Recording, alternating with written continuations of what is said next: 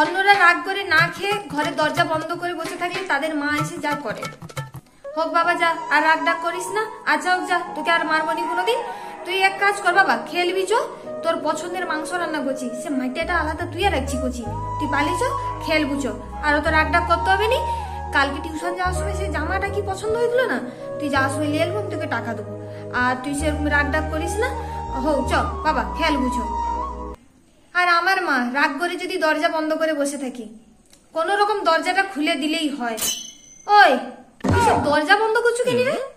তোর সাহস তো কম না, দিন দিন বেশ ভালোই সাহস বাড়ে রে। কি হয়েছে, হিট মাহে বসেছো কেন?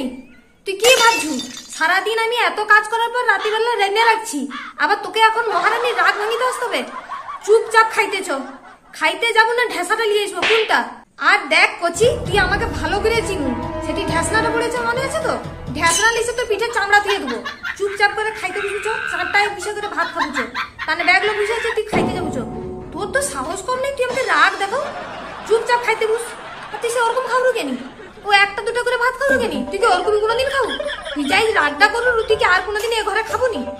বট্টে ভাত যেন নাই থালায় পড়ে থাকে, ঢিপি দেবো। সেই না পড়েছে দেখছু, ঢিপি দেবো। কোনো অগা আমি শুইব নি। তুই সে আমাকে কি পাইছু? তোনকে রাগ ভাঙিয়ে করে আমাকে চলতে হবে? চুপচাপ করে খা।